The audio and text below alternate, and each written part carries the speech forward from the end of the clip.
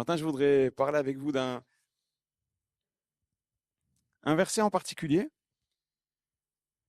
qui m'a beaucoup interpellé ces derniers jours et voilà, je voulais vous le partager.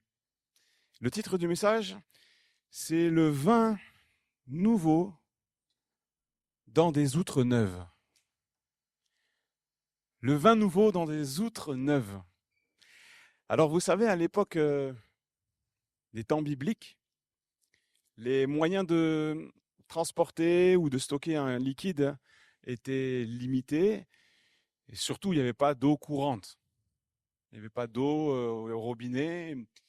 Il y avait donc les citernes qu'on pouvait creuser, qui pouvaient servir donc de réservoir pour de l'eau. Il y avait des vases. Et puis il y avait les outres. Et on va parler ce matin des outres. On va parler de ceci dans le contexte de la parole. Et puis en introduction, je voudrais lire dans la Genèse au chapitre 21, un moment clair où on voit carrément l'utilisation d'une de ces outres dans un milieu crucial, un moment très important de l'histoire d'Abraham par rapport à sa descendance avec Agar. Il est dit ceci dans Genèse 21, au verset 14, Abraham se leva de bon matin, il prit du pain et une outre d'eau qu'il donna à Agar et plaça sur son épaule. Il lui remit aussi l'enfant et la renvoya. Elle s'en alla et s'égara dans le désert de Beersheba. Quand l'eau de l'outre fut épuisée, elle laissa l'enfant sous un arbrisseau. C'est un moment terrible. Elle laissa l'enfant sous un des arbrisseaux et elle alla s'asseoir vis-à-vis à une portée d'arc, car elle disait que je ne vois pas mourir mon enfant. Elle s'assit donc vis-à-vis de lui, éleva la voix et pleura. Et Dieu entendit la voix de l'enfant. Dieu entendit la voix de l'enfant. Et l'ange de Dieu appela du ciel Agar et lui dit, qu'as-tu, Agar? Ne crains point, car Dieu a entendu la voix de l'enfant dans le lieu où il est. Lève-toi, prends l'enfant, saisis-le par de ta main, car je ferai de lui une grande nation. Et Dieu lui ouvrit les yeux, et elle vit un puits d'eau, et elle alla remplir d'eau l'outre, et donna à boire à l'enfant. Amen. Amen, c'est un exemple qui me sert d'introduction par rapport à la nécessité pour chaque famille au niveau des temps bibliques et bien d'avoir une outre à disposition. Je pense dans les familles, même les plus pauvres, nous voyons des textes qui parlent des gens qui étaient démunis, mais qui avaient quand même une outre pour pouvoir stocker de l'eau, pour pouvoir se déplacer et pouvoir boire. On y voit ici l'exemple typique de l'usage de l'outre. Et on peut dire également, mes amis, que il y a la provision que l'homme peut faire. Abraham avait prévu une outre remplie d'eau, mais Dieu avait prévu pour Agar un puits. Et le Seigneur veut peut-être ce matin, nous rappeler qu'il a la provision dont nous avons besoin. Il n'est pas limité, comme nous sommes. Nous sommes bien limités, très limités. Mais Jésus dira, celui qui croit en moi, des fleuves d'eau vive couleront de son sein. Des fleuves d'eau vive, pas des petits filets d'eau, mais des fleuves d'eau vive. Et c'est ce qui alimente la vie du croyant. Amen. Alors dans l'étude un petit peu historique, ces outres étaient faites en peau de bouc ou de chèvre, quelquefois tannées, cousues aux ouvertures, après suppression des membres, et servant de sac qu'on fermait en ficelant solidement l'ouverture du cou. C'était le principal récipient des Orientaux, et c'est encore le cas au niveau des Bédouins, pour conserver et transporter différents liquides. Donc c'était valable pour l'eau, comme vous le voyez dans la Genèse, on vient de le lire. Le vin, on le voit dans Josué 9,4, 1 Samuel 1,24, on ne va pas les lire. Également pour l'huile et le lait, ou le lait caillé, et il pouvait y devenir du beurre. La peau de bouc donne à tous ces breuvages un goût prononcé, que l'occidental trouve ordinairement exécrable, mais que l'oriental apprécie beaucoup. Voilà, ça c'est les petits détails du dictionnaire. Mais c'est intéressant, comme quoi même les choses nobles comme l'huile étaient transportées dans des outres. Voyez, l'eau vitale, l'huile c'est le symbole de la bénédiction, c'est le symbole aussi de ce que bien le Seigneur, il nous nourrit malgré notre faiblesse, parce qu'une outre c'est une peau de bête qui est morte. On va y revenir. Et le texte que je voulais lire avec vous en référence pour la base de ce message, c'est dans Luc 5, où notre Seigneur Jésus dira, « Il n'y a personne », c'est au verset 37, « et il n'y a personne qui mette du vin nouveau dans de vieilles outres. Autrement, le vin nouveau rompra les outres, et il se répandra, et les outres seront perdues. Mais du vin nouveau doit être mis dans des outres neuves. Et il n'y a personne qui, buvant du vieux, désire aussitôt du nouveau, car il dit, le vieux est bon. Amen. » Alors ici, il y a une allusion directe à la fermentation. Le vin, lorsqu'on le stocke et qu'on ferme le récipient, eh bien, la fermentation pouvait faire sauter, faire craquer, faire fissurer et stopper le fait que ça soit hermétique. Et il y avait donc une fuite, l'outre était inutilisable. Donc le vin nouveau, l'outre qu'on remplit d'un vin nouveau, ne devait jamais être fermé, tant que le gaz de la fermentation ne s'était pas évaporé. Quand leur pression devenait faible, la peau était assez extensible pour la contenir. Mais une fois vieillie, après cette légère distension, elle aurait éclaté en recevant de nouveau du vin en fermentation. Jésus explique cette expérience à propos des différences entre son enseignement, c'est le vin nouveau, l'enseignement de Jésus, c'est le vin nouveau, et tout ce qui est culturel, et même la loi de Moïse est comparée à un vieux vin. Et Jésus fait état ici du fait que les gens ne veulent pas se séparer du vieux vin, parce qu'ils disent que c'est ce qu'il y a de meilleur. Et on est en France, le pays où, spécialiste du vin.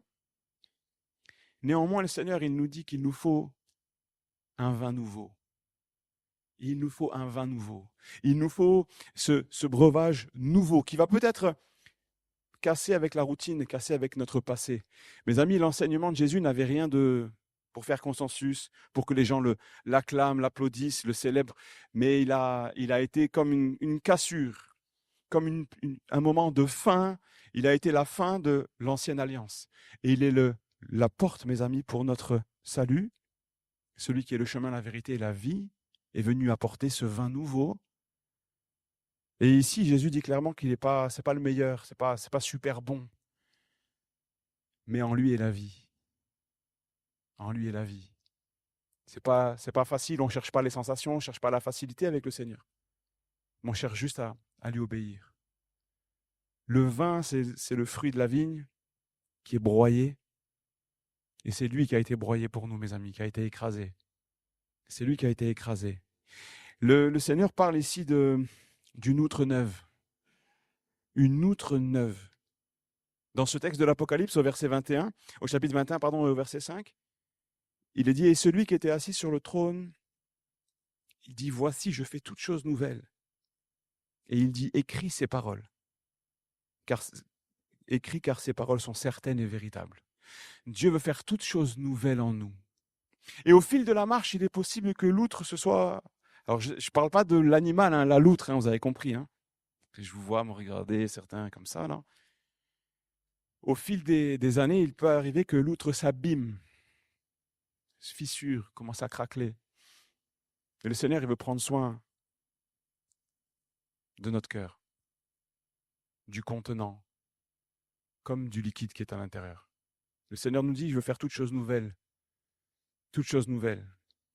Hier, on a annoncé la mort d'un grand sportif qui s'appelait George Foreman. Je ne sais pas si vous avez lu ça comme moi. Et c'est intéressant, quand je lisais ce verset, le Seigneur fait toutes choses nouvelles. J'ai vu un article sur lui. Il est en photo avec... c'est une belle photo. Il est en photo avec un grand homme de Dieu du Congo-Kinshasa. Il est en photo avec lui. C'est l'apôtre du Congo. Il est en photo avec le fils du premier missionnaire des Assemblées de Dieu. C'est rigolo quand même.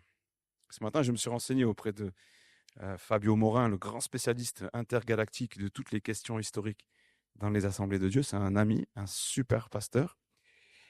Et le frère s'appelle... Attention, suspense. Personne ne l'a vu. Une photo, ça m'a choqué ce matin. Je dis, waouh! Ah ben non, il ne veut pas. Je vous enverrai carrément la photo parce que vous le méritez bien. L'apôtre du Congo, c'est le frère qui a apporté l'évangile là-bas. Et pourquoi je vous parle de George Foreman? Parce qu'il a fait le combat du siècle contre Mohamed Ali dans les années, je ne sais pas combien, 60, 70, 70. Il a perdu. Un combat de boxe, vraiment un beau combat. Moi, j'ai vu la fin. J'ai vu en accéléré jusqu'au dernier round. Sur YouTube, c'est facile, hein, mais là-bas, il a vu, c'était violent, très, très, très violent. George Foreman a perdu, mais il a gagné le plus beau des combats. Il est revenu quelques années après, là-bas, dans cette même ville, pour témoigner de sa foi. C'était plus la même outre, c'était plus le même homme. Et entre-temps, il s'est tourné vers le Seigneur. Il est parti dans les rues avec un micro et un petit ampli, témoigner de sa foi. Les gens se moquaient de lui parce qu'il venait de prendre une rouste, excusez-moi, hein, contre Mohamed Ali. Et puis il a dit, j'arrête la boxe. Il s'est tourné vers le Christ parce qu'il a failli mourir. Il a eu une vision de Dieu dans l'hôpital, etc. Et il se retrouve dans les rues aux États-Unis, hein, là où il habitait. Je ne sais pas quelle était la ville. Et puis il revient à Kinshasa, des années après, 5 ans après, je crois. Il revient. C'était plus le même homme. C'était plus la même outre, ouais. Et le Seigneur, quand il dit qu'il fait toutes choses nouvelles, c'est qu'il fait toutes choses nouvelles, en profondeur, dans notre personnalité, dans nos cœurs, dans notre vie. Il veut travailler. Et si le Seigneur, c'est une bonne question ça, et si le Seigneur faisait encore quelque chose de nouveau en toi? Et je me mets dans le lot. En nous. Ou alors est-ce qu'il en a fini avec toi? Moi, il n'en a pas fini avec moi. Moi, je veux encore changer, je veux encore grandir, je veux encore évoluer, je veux encore me remettre en question.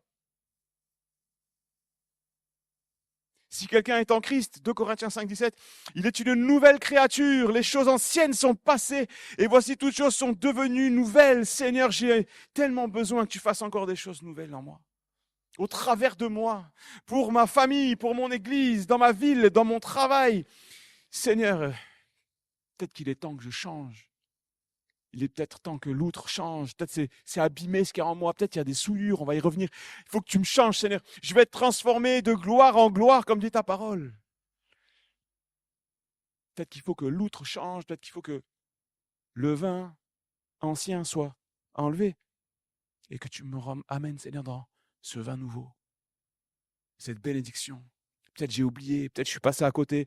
Peut-être que j'ai mis de côté ce que tu m'avais donné. Seigneur, je veux revenir à la source. À la source. Le Seigneur veut faire toutes choses nouvelles. C'est bon ça. Vous savez pourquoi c'est bon? Parce que ce n'est pas quelque chose de ponctuel qui est arrivé une fois. Moi, j'aime me rappeler de ce que Dieu a fait il y a longtemps dans ma vie, il y a quelques années. J'ai commencé à avoir maintenant des kilomètres au compteur. Hein. Je suis un ancien.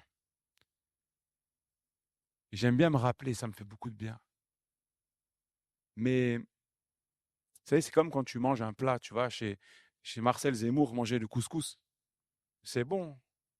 Il est très bon. T'as les larmes comme ça qui coulent quand tu manges le couscous. Mais c'est bien, mais ça ne suffit pas le souvenir du couscous. Je me glisse une invitation moi-même chez Marcel pour un prochain. La bénédiction, c'est pareil, mes amis. C'est bien de se rappeler des bénédictions d'il y a 10 ans, 20 ans, 30 ans. Mais Seigneur, j'en ai tellement soif. J'ai envie de voir ta gloire dans ma vie. Viens, Seigneur, renouveler mes forces, ma foi, mon zèle, ma passion. Que mon cœur brûle pour toi. Seigneur, fais toutes choses nouvelles en moi. Amen. Pour maintenant, 2025. On ne peut pas vivre sur notre foi d'il y a 20 ans, mes amis. Ça va, Marcel? Vous allez bien? Amen. Le vin nouveau. Par attachement au vin ancien, les gens l'ont méprisé, c'est ce que Jésus donne au travers de cette image. Ils ont préféré le vin ancien. La Bible a noté, nous dit, tout le monde préfère le vin vieux qui est plus doux, meilleur, au vin nouveau qui est plus fort, mais d'un goût plus acerbe.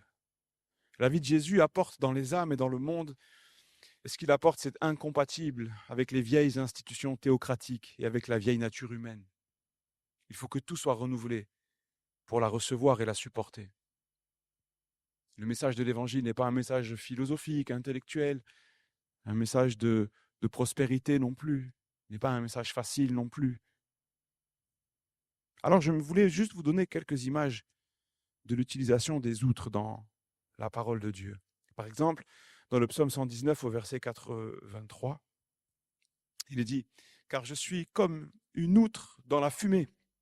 Je n'oublie point tes statuts. Il est fait allusion ici à une utilisation très, très particulière.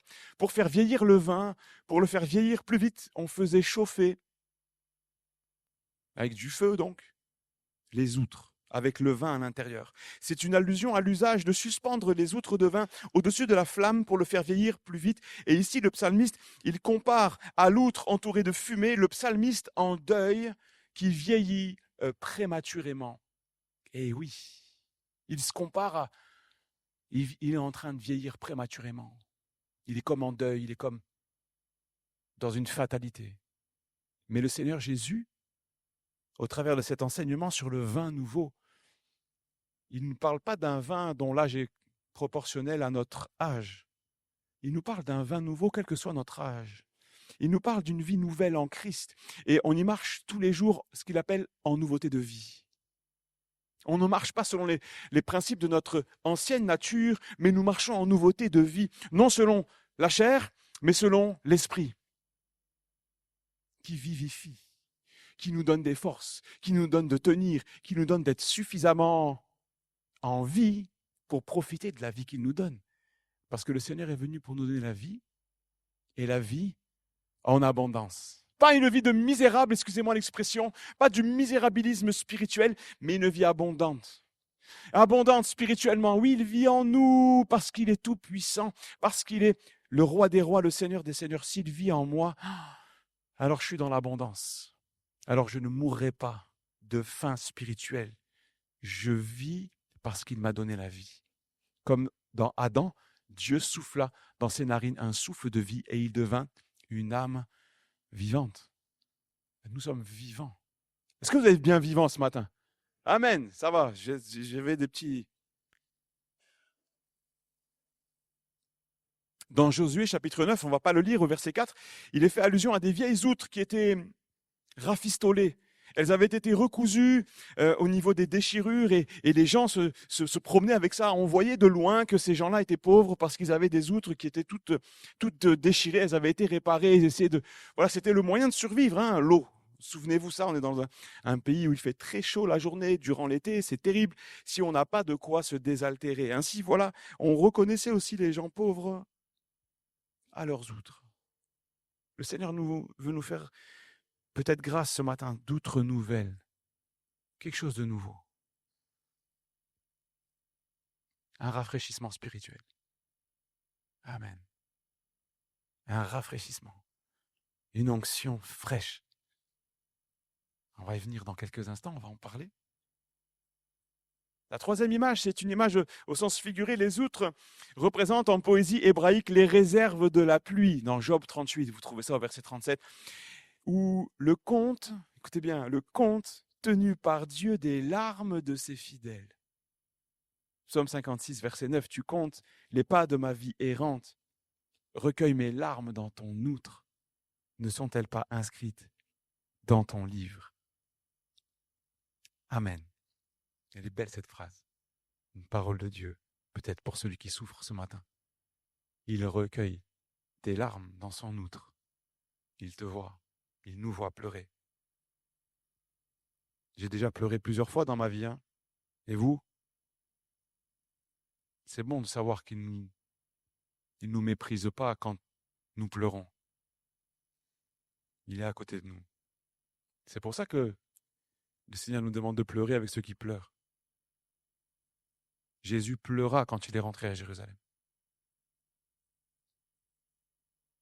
Il n'est pas insensible, ce n'est pas un robot, ce n'était pas un être dépourvu de sentiments.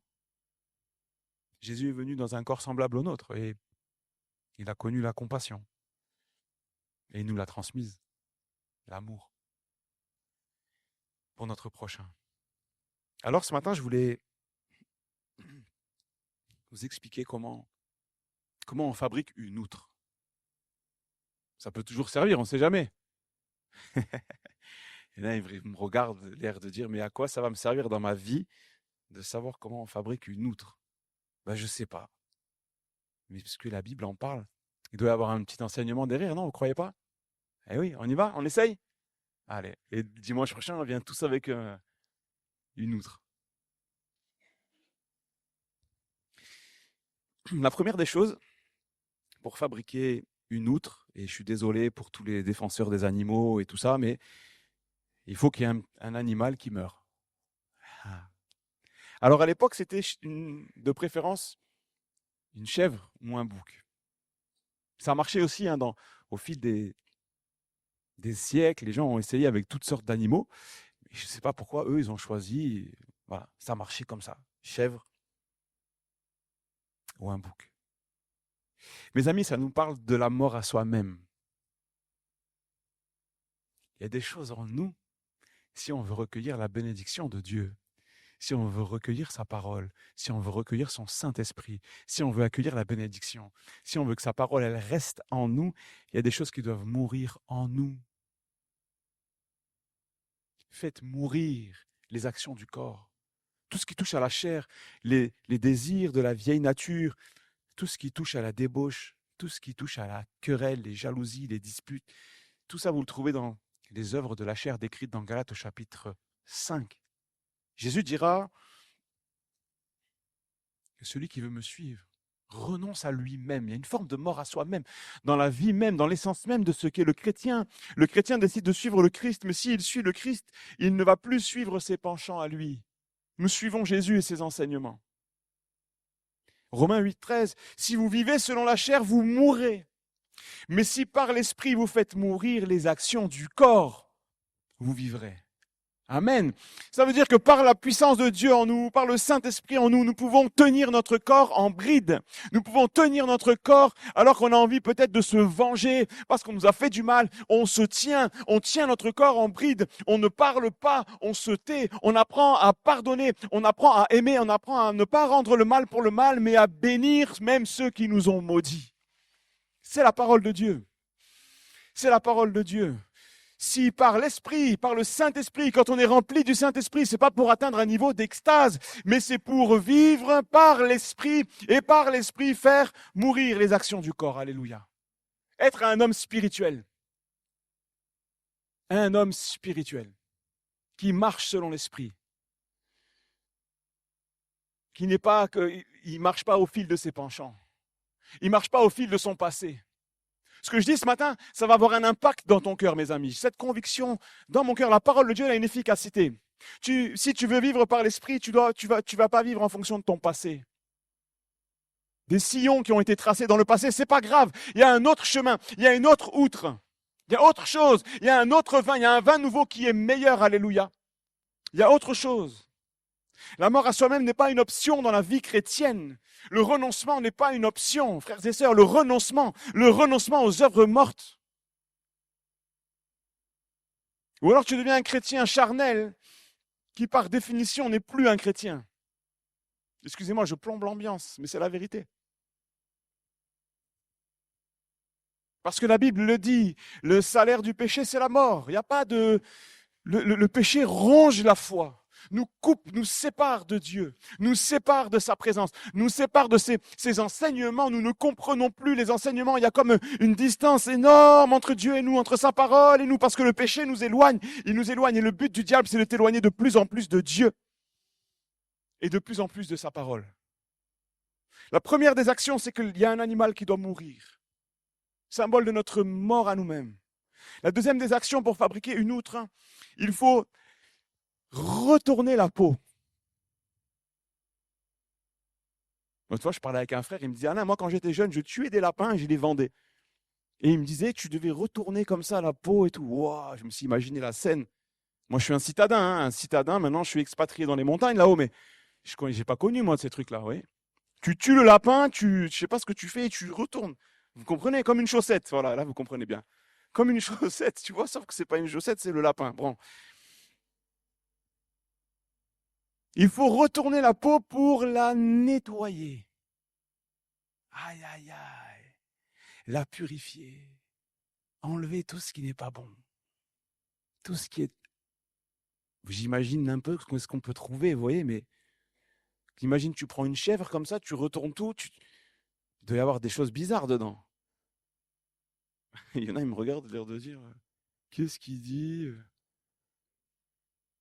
Et ouais, c'est vrai, il y a des choses impures dedans. Il y a des choses sales, hein.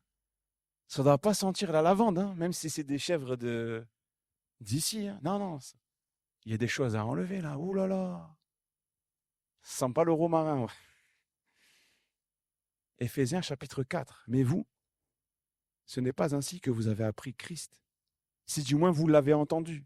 Et si conformément à la vérité qui est en Jésus, c'est en lui que vous avez été instruits à vous dépouiller, eu égard à votre vie passée du vieil homme, qui se corrompt par les convoitises trompeuses, et à être renouvelé dans l'esprit de votre intelligence, à revêtir l'homme nouveau selon Dieu dans une justice et une sainteté que produit la vérité.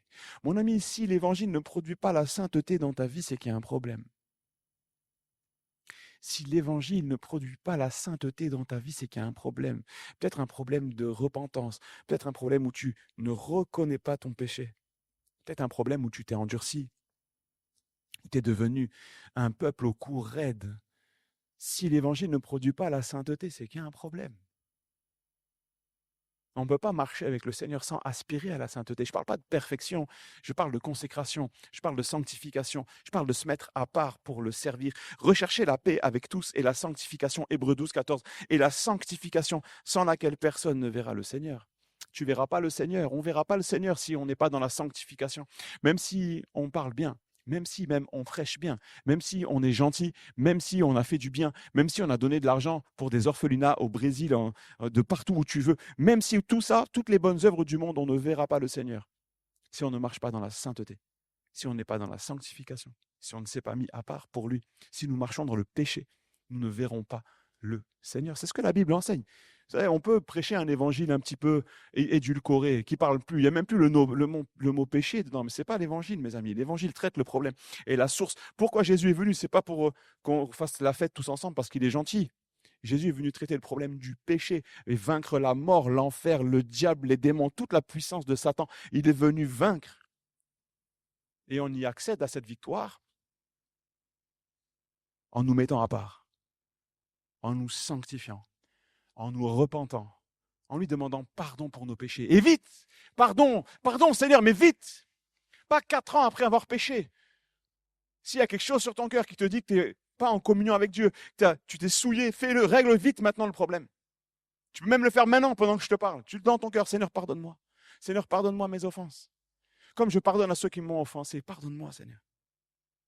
Une première action pour fabriquer l'outre, pour garder la bénédiction, pour garder l'huile, le vin, l'eau, le lait, symbole de croissance. Pour fabriquer, il faut qu'il y ait un animal qui meure. Deuxièmement, il faut retourner la peau pour la nettoyer. Beaucoup veulent la bénédiction sans mise à part. D'autres veulent une bénédiction dans le compromis. Ça ne marche pas. Ça ne marche pas. Et mes amis, si tu veux savoir si ton prédicateur là, c'est un bon prédicateur, regarde s'il prêche le péché, la repentance, le salut en Christ. Alléluia. Si on prêche plus ça dans nos églises, mettez-nous dehors. Ça va? Si on prêche plus le pardon des péchés en Christ, le besoin de sainteté, de sanctification dans l'église, mettez-nous dehors. Allez, je continue, j'ai un peu plombé l'ambiance, mais c'est pas grave. Troisième action, il faut prendre la peau et la tremper dans l'eau pour l'assouplir. Alors on va essayer, quand on va rentrer chez nous, attraper un lapin et essayer. Il faut tremper la peau dans l'eau, ça va l'assouplir. C'est rigolo. Oui, parce qu'une outre, c'est pas du bois, vous voyez, c'est de la peau. Il faut que ça soit un peu flexible, vous voyez. Et le Seigneur, il veut que nous aussi, on soit un peu souple. Un peu de souplesse. Tite, chapitre 3, verset 1.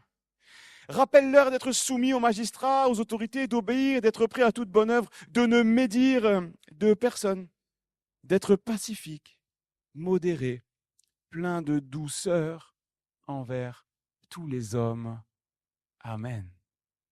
Plein de douceur. Ça nous rappelle cette image de la peau qui va s'assouplir. Ça veut dire que tu es capable de t'adapter. Ce qui fait la force des constructions, c'est leur capacité à endurer les mouvements du sol, le poids. Si les murs sont sans ce qu'on appelle l'ossature métallique, là, eh bien là, il y aura beaucoup moins de flexibilité au mouvement. Et mes amis, la vie, elle est pleine de chocs, elle est pleine de mouvements, elle est pleine de froid-chaud, de chaud-froid, qui pourraient nous fissurer, qui pourraient nous fracasser, nous déstabiliser. Il nous faut être doux, être patient. Des preuves de mon apostolat ont éclaté parmi vous par une patience à toute épreuve, dira l'apôtre Paul. Cette flexibilité, cette malléabilité, c'est aussi une forme de patience, une forme de douceur. D'ailleurs, le mot patient et doux, à certains moments dans la Bible, c'est le même mot. Patience, douceur. La parole. Vous savez que l'eau, c'est le symbole de la parole. Ce qui adoucit ton âme, c'est la parole de Dieu. Ce n'est pas les paroles du pasteur, c'est la parole de Dieu qui adoucit ton âme. Alléluia. La parole de Dieu, elle te fait du bien, elle te nourrit, mais aussi elle t'adoucit, elle t'aide à comprendre que des fois dans la vie, on ne comprend pas tout. Elle t'aide à comprendre que des fois dans la vie, on est obligé de passer par ce que l'on appelle la vallée des pleurs. Mais l'eau de la parole te fait du bien. L'eau de la parole, elle assouplit la peau. Elle assouplit l'outre.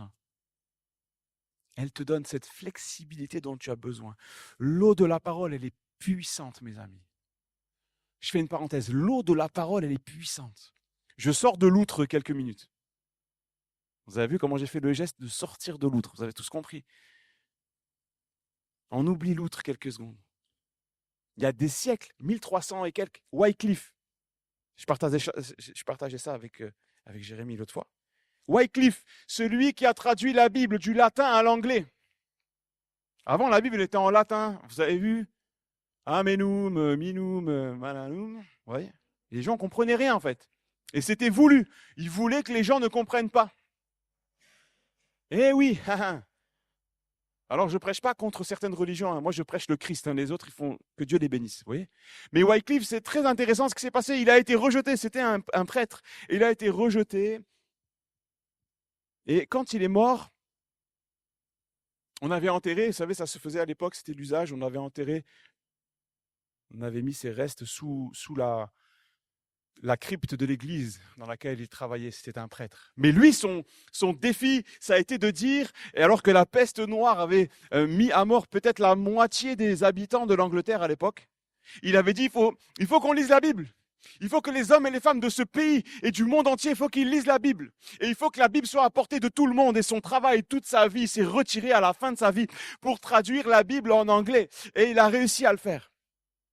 Et si on a la Bible aujourd'hui en français courant, en version Summer et tout ce que vous voulez, c'est en partie grâce à des hommes comme Wycliffe. Et donc cet homme-là, alors ils l'ont enterré, vous savez ce qu'ils ont fait?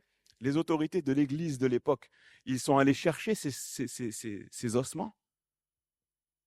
Ils les ont brûlés en signe de haine, de contestation, comme quoi c'était odieux ce qu'il avait fait. Oh là là, c'est terrible. Il avait donné la parole de Dieu à tous ceux qui comprenaient l'anglais.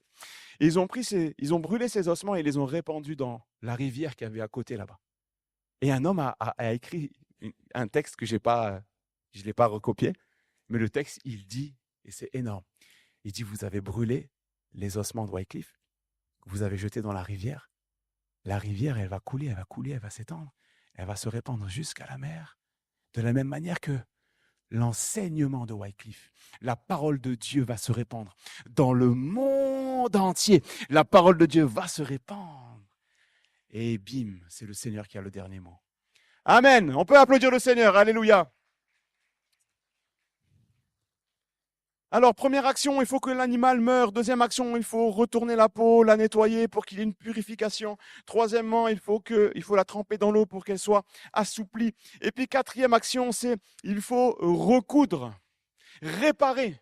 Parce que c'est vrai que, c'est vrai que quand on retourne la peau d'une chèvre, tout n'est pas nickel du premier coup. Comme si je l'avais fait 15 fois, vous voyez. Mais on peut imaginer qu'il y ait des petits soucis, des petites zones à recoudre. Et dans nos vies, c'est la même chose. Par moments, il peut y avoir des petites zones à recoudre, à réparer. On peut avoir besoin de retourner entre les mains de celui qui nous répare. Seigneur, viens réparer ma vie. J'aime cette faculté que notre Dieu a de réparer les gens, frères et sœurs. Ça ne veut pas dire que on devient, je sais pas, amnésique, non. Mais de la même manière qu'une plaie cicatrise, le Seigneur peut faire cicatriser les plaies de notre âme. Il peut prendre soin de notre être intérieur, il peut prendre soin de nos souffrances passées. Et c'est en cela qu'il fait toutes choses nouvelles. Il guérit, il répare, il console, il est le réparateur des brèches. Le consolateur, un des noms qu'on donne à Dieu, c'est le consolateur. C'est pas pour rien, c'est pas pour faire bien, c'est pas pour faire joli. Dieu s'est pas dit, tiens, je vais chercher un joli nom, on va l'appeler le Saint-Esprit le consolateur. Non, mais c'est parce que c'est son attribut. Il vous convaincra de péché, de justice, de jugement. Et puis il sera aussi le consolateur. Le consolateur console, il pose sur nous un baume de guérison. Recoudre, réparer. Quand Jésus rentre dans la synagogue, dans Luc chapitre 4, il va dérouler le rouleau du prophète Ésaïe. Et ce texte qui a été écrit 600 ans avant qu'il n'arrive. Et il va lire au chapitre 61. À l'époque, il n'y avait pas de chapitre. C'était pas découpé comme nous, c'était un grand rouleau. Et Jésus déroule. Et les gens pensaient qu'il allait lire un petit texte au hasard, un petit texte sympa, vous voyez. Et il déroule, les bras, il tombe sur Ésaïe 61. Et il dit, l'Esprit du Seigneur, l'Éternel est sur moi, car l'Éternel m'a oint pour porter de bonnes nouvelles aux malheureux. Il m'a envoyé guérir ceux qui ont le cœur brisé. Alléluia. Guérir ceux qui ont le cœur brisé. Pour proclamer aux captifs la liberté et aux prisonniers la délivrance. Amen. Ce n'était pas un petit texte au hasard. C'était la prophétie de Dieu qui s'accomplissait sous les yeux du peuple. Amen. Il m'a envoyé guérir ceux qui ont le cœur brisé.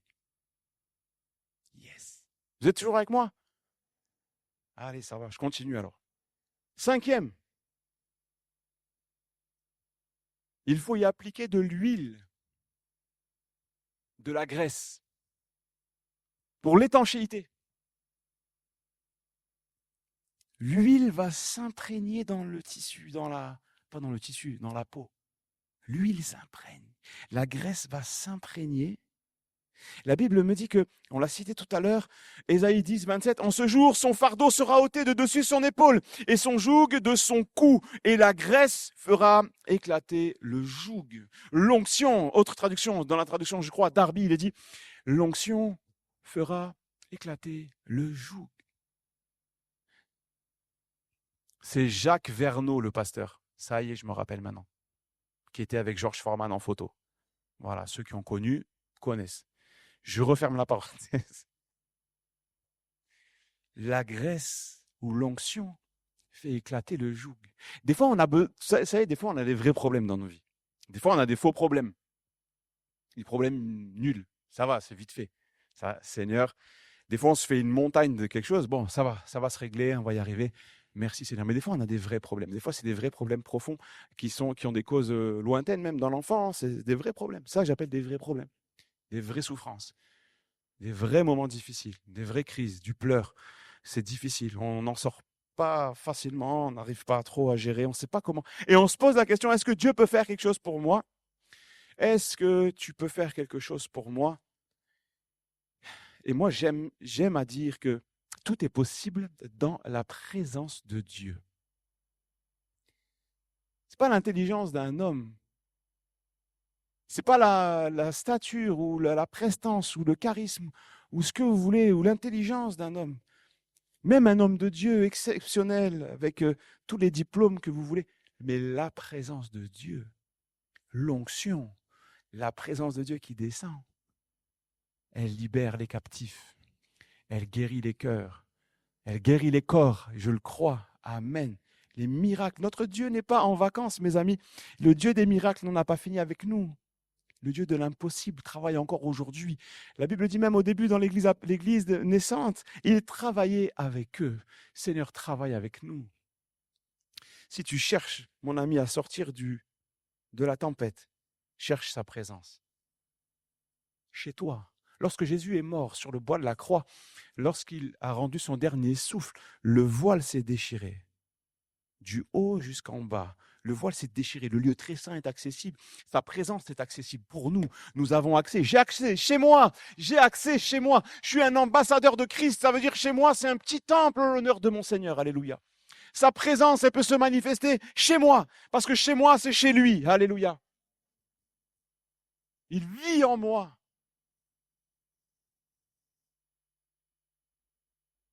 Samuel prit la corne d'huile et le oignit, c'est au sujet du roi David, au milieu de ses frères. 1 Samuel 16, 13. L'Esprit de l'Éternel saisit David à partir de ce jour. Et dans la suite, Samuel se leva et s'en alla à Rama. Mes amis, l'onction est nécessaire pour le service. Plusieurs ici, vous servez le Seigneur, vous faites des choses pour Dieu, vous êtes contents de le faire. Soyez remplis du Saint-Esprit. Soyez recouverts de l'onction, que l'onction soit sur votre tête et qu'elle descende comme sur la barbe d'Aaron. Alléluia, comme dit le Seigneur, mes amis. Ah, qu'il est doux, qu'il est agréable pour des frères de demeurer ensemble. C'est comme l'huile qui est répandue. Voilà pourquoi l'Église, voilà pourquoi l'importance de se retrouver. Parce que quand on est réunis, notre Seigneur est au milieu de nous. Sa présence se manifeste. Il l'a dit, là où 2 ou 3 sont réunis en mon nom, je suis au milieu d'eux. Sa présence est là. L'onction de Dieu peut se manifester. Si notre cœur est ouvert, si nous sommes sincères, il nous remplit, il nous visite, il nous console, il répare, il agit, il nous fortifie dans notre être intérieur. Alléluia. Et nous sommes plus que vainqueurs en Christ. Amen. Amen, vous êtes avec moi ce matin. Pertuis, on est ensemble. Et l'Église est forte. L'Église est forte quand elle est convaincue de ses réalités fortes. L'Église devient un musée lorsqu'elle oublie ses réalités fortes. La puissance de l'onction, le Saint-Esprit survenant sur vous, vous serez mes témoins jusqu'aux extrémités de la terre. Alléluia. Jusqu'aux extrémités de Pertuis. Amen. L'onction permet au Saint-Esprit de travailler nos cœurs. L'onction nous pousse dans la sainteté. L'onction nous pousse vers la sagesse, à vivre par l'Esprit. L'onction du Saint-Esprit nous pousse à la crainte de Dieu, nous transforme. L'onction n'est pas une finalité en soi, mais l'onction de Dieu est là pour nous pousser à l'action qui va transmettre l'onction. Vous avez compris? C'était un peu rapide. Vénassi, ça va? Ça va? Soyez bénis. L'onction n'est pas une finalité en soi. Eh oui, Dieu ne nous donne pas l'onction pour qu'on dise « je suis rempli d'onction ». Dieu ne nous donne pas l'onction pour dire « oh là là, il est rempli du Saint-Esprit, hein, lui là, waouh, magnifique ». Ce n'est pas une question de magnifique, c'est une question qu'est-ce que tu fais avec l'onction que Dieu te donne. Est-ce que tu es rempli du Saint-Esprit? Qu'est-ce que tu fais avec? Est-ce que ça se propage autour de toi? Mes amis, si nous sommes remplis de l'onction, ça va se voir, ça va se vivre, ça va se sentir. Si tu es rempli de toi-même, ça va aussi se voir, se vivre et se sentir autour de toi. Mais l'onction de Dieu est là pour appeler les gens autour de nous à dire « waouh, moi aussi je veux ça ». Amen. Il n'y a pas de favoritisme avec Dieu. L'onction, sa faveur, la bénédiction de Dieu, elle est pour nous tous. Il n'y a pas les exclus, il n'y a pas les castes. Il n'y a pas de caste dans l'Église. Nous sommes tous au même niveau, alléluia, et on a tous droit à la gloire de Dieu dans nos vies, dans nos maisons, dans nos familles, dans nos cœurs. Christ en vous, l'espérance de la gloire, alléluia. Il n'est pas dit Christ en vous pour tous ceux qui ont de la chance et une famille où il y a plein de pasteurs. Alors là, peut-être que vous aurez... Non, Christ en vous, l'espérance de la gloire, alléluia. Christ en vous, les petits, les pauvres, les misérables, ceux qui n'ont même pas d'espoir dans la vie. Eh bien, pour vous, l'espoir est en Christ, amen. Amen, c'est Jésus. C'est pas un philosophe. C'est pas quelqu'un de juste, quelqu'un de gentil, c'est Jésus. Il est Dieu, pleinement homme, pleinement Dieu. Il a mis en lui toute la plénitude de la divinité, il vit en nous, alléluia. Et la dernière chose pour cette fameuse outre, c'est qu'il faut l'exposer au soleil. Et en l'exposant au soleil, symbole de la lumière de Christ, je suis la lumière du monde, alléluia. Celui qui me suit ne marchera pas dans les ténèbres, mais il aura la lumière de la vie. Écoutez-moi bien, quand tu exposes au soleil l'huile et l'eau que tu avais imprégnée, qui avait imprégné cette peau de bête là, ça va s'imprégner, ça va rentrer dedans. Le Saint-Esprit va imprégner nos cœurs. Alors qu'on lit la parole, alors qu'on cherche Dieu, alors que tu viens prier, pas seulement quand il y a un super invité intergalactique. Et c'est rigolo ça. Hein, c'est rigolo. Hein. Allez, j'arrête. Je rentre même pas dans la parenthèse, mais je referme déjà avant qu'elle soit ouverte, je la referme. Quand tu viens prier avec ferveur, quand tu cherches Dieu, quand tu cherches sa bénédiction, il te remplit, il est là. Mais après, c'est pas tout, c'est pas juste Oh, c'était trop bien. C'est demain, il va se passer quoi? Eh bien, demain, laisse cette parole s'imprégner en toi. Et ça va rentrer, ça va t'imprégner, ça va te faire du bien. Et moi, au fil des années, mes amis, je veux être quelqu'un qui... J'ai un mot, mais c'est pour les jeunes. Je peux dire? Non, je ne vais pas dire. Non, c'est pas vrai. Vous allez dire, ouais, Alain et tout, machin. J'ai trouvé un affamé, ça passe bien. Je veux être affamé des bénédictions. Je vais être affamé des bénédictions de Dieu. Je vais être affamé. Jamais me dire, ouais, ça y est, je suis arrivé. Non, j'ai faim, Seigneur, de voir ta gloire. Je veux voir ta présence. Plus en moi, Seigneur. Je veux te refléter plus. Plus de force, de ta puissance. Je veux jamais me satisfaire de moi-même. Je suis tellement misérable. Je suis tellement pauvre. Misérable, Seigneur, viens à mon secours. Viens me secourir. Seigneur, je veux pas me satisfaire. Mais j'en veux plus. Fais-moi voir ta gloire, dira Moïse. Fais-moi voir ta gloire. Il n'a pas dit, s'il te plaît, viens m'aider. Il lui a dit, fais-moi voir ta gloire. Ah, quand il a vu la gloire de Dieu, Moïse, il est retourné voir Pharaon. C'était plus le même homme. Quand on est saisi, quand le Seigneur nous visite, ça peut être dans ta chambre, ça peut être ici. Un mardi, je vais rappeler les horaires de réunion comme ça. Ça peut être mardi à 10h, par exemple, ou à 19h30, par autre exemple. Avec ton mari, chez toi, dans la cuisine, toute seule dans ta chambre, au pied de ton lit. Viens me visiter, Seigneur. Amen. Il y aurait tellement de choses à dire. J'ai terminé dans quelques instants, mes amis. Je voudrais juste vous donner, on va clôturer par un chant. Je vais inviter l'équipe à venir sur l'estrade. Il y aurait tellement de choses à dire. J'ai même pas pu parler du vin. Mais il y aurait tellement de choses à dire sur le vin, mes amis. Oh là là. Le vin. C'est le symbole de la joie. C'est le premier miracle de Jésus. Un jour, je faisais mes premières sorties, vous voyez, d'évangélisation. J'étais chrétien depuis pas longtemps et je commençais à témoigner de ma foi à des SDF dans la rue. Et je m'en rappelle, il y en avait un, j'étais scotché. Il m'a dit, mais moi, je sais très bien que Jésus, son premier miracle, c'est qu'il avait changé l'eau en vin. Et là, j'ai dit, mais comment le gars, il sait ça? C'était pour se justifier que, ouais. J'ai dit, non, mais il est sérieux. Ce miracle, il est connu. Les gens, ils prennent ce qu'ils veulent de la Bible, ils volent et comme ça, je connais. Le vin, symbole de la joie. Il va changer l'eau en vin pour bénir que ce mariage soit une bénédiction et c'est le symbole de cette joie. Et puis en plus, c'était du bon vin. Pourtant, mes amis, il venait de le créer comme ça. Il venait de le créer comme ça. C'est qu'en fait, c'était pas du Saint-Émilion qu'il a créé. Mais c'est ce vin nouveau. C'était une préfiguration de ce vin nouveau. C'est lui qui crée ça. C'est lui qui crée ça. Et c'est juste bon. C'est parfait. Des fois, on ne comprend pas tout dans nos vies. Écoutez ça. Des fois, on ne comprend pas tout ce que nous vivons, ce que nous traversons. Mais Seigneur, si c'est de toi, alors c'est juste bon. Si c'est de toi, je sais que j'y arriverai à m'en nourrir. Si c'est ça mon quotidien aujourd'hui, je sais que ma vie, elle est entre tes mains, je te fais confiance. Je te fais confiance. Le vin, c'est aussi le symbole de ce qu'on a fait tout à l'heure. Quand on a pris le saint repas ensemble, c'est le symbole du sang de Christ. Laissez-moi tranquille avec tous les faux évangiles, mes amis. Laissez-moi au pied du Christ. Laissez-moi au pied de la croix en train de le regarder. Laissez-moi au pied de la croix en train de regarder celui qui rend son dernier souffle et qui a dit « Tout est accompli ». Nous prêchons le Christ qui est mort, qui est vraiment mort, mais qui est vraiment ressuscité. Il a porté sur lui le péché. Il a porté sur lui le poids de toute la mort, la malédiction qui aurait pu et dû tomber sur nos têtes. Mais nous sommes libres en Christ. Nous sommes libres en Christ. Le vin, c'est pour ça qu'il a dit, faites ceci en mémoire de moi. Prenez le pain et vous prenez le vin. Cette coupe, elle est bonne. Cette coupe, elle est riche pour mon âme. Et elle est le symbole de la victoire de Jésus sur le péché, sur le diable, sur la mort, sur l'enfer, sur les maladies, sur les puissances des ténèbres. Le sang de Jésus nous lave et nous purifie de tout péché. Quelle puissance dans le nom de Jésus! Quelle puissance dans ce vin. Quelle puissance dans ce vin qui fait éclater les anciennes outres, mes amis, pour que nous puissions dire, mais Seigneur, viens, donne-moi un nouveau récipient, que mon cœur soit renouvelé ce matin. On peut prier, on peut se lever ensemble. Seigneur, que mon cœur soit renouvelé ce matin.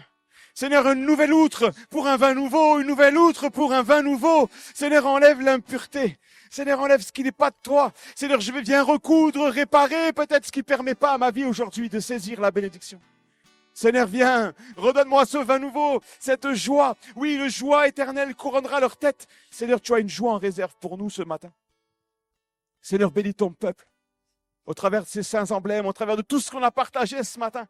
Nous voulons garder ce vin, nous voulons garder cette coupe et brandir cette coupe en te disant merci. Nous t'aimons. Merci Christ pour le sacrifice de la croix. Merci pour cette outre. Merci pour la provision. Merci pour ce vin, Seigneur Jésus, pour cette joie, pour ce que tu as fait pour moi et pour ce que tu feras demain. Merci pour l'église de Pertuis que tu bénis. Tu poses ta main est sur nous, Seigneur, ce matin. Seigneur, nous le déclarons. Oui, nous sommes bénis en toi. Nous avons tout pleinement en Jésus-Christ. Merci notre Dieu. Merci notre Dieu. Prenons le temps de faire pénétrer ces quelques paroles, bien maladroitement apportées, mais tellement profondes de la parole de Dieu. Laisse-les pénétrer dans ton âme pendant ce chant. Approche-toi de lui et si c'est ton désir, dis-lui, Seigneur, ce vin nouveau, j'en ai besoin. Seigneur, une outre réparée, assainie, j'en ai besoin. Laisse le Seigneur te parler maintenant. Amen.